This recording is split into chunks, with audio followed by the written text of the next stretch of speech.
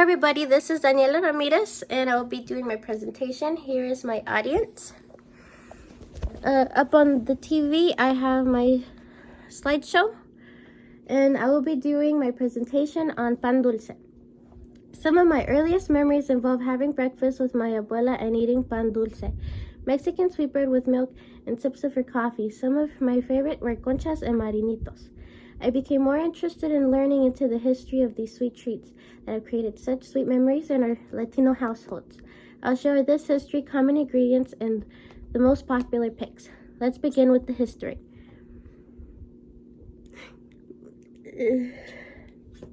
Okay.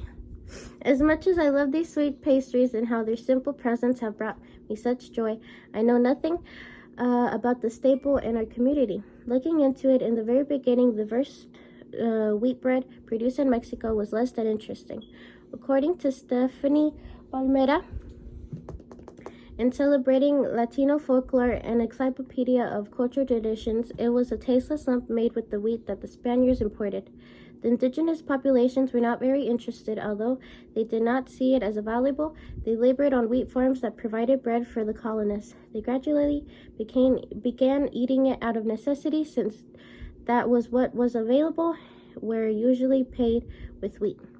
Soon, some experiments with the flavorless lumps by dipping them into hot chocolate drinks, making into a much more flavorful experience. That and the mixture of French culture changed the flavorless bread that they were used to.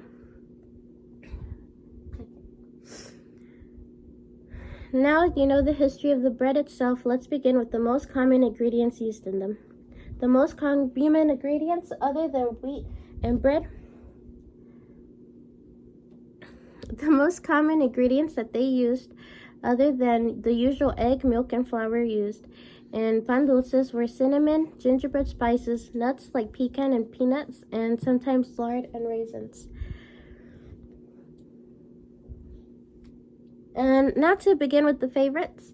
The most common popular favorites were, hold on, I'll edit this one.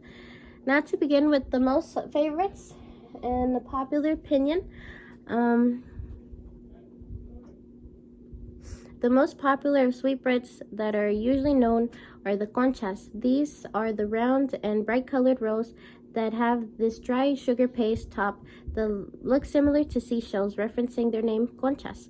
Another popular would be the marinitos, these adorable Mexican gingerbread cookies that are shaped like pigs.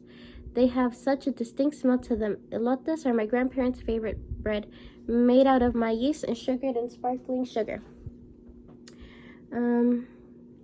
I'm sure talking about the sweet treat is warming your hearts with thought of a hot chocolate to go with it. You now learned about the history of the simple Mexican sweetbread that sits in some of our family tables. I shared this history of pan dulce and its origin, as well as the most common ingredients and the most popular picks. Consider stopping at your Mexican market and picking some pan that lies behind the glass of the bakery section, paired with a hot chocolate or coffee. Have it with your family and make some sweet memories. Goodbye.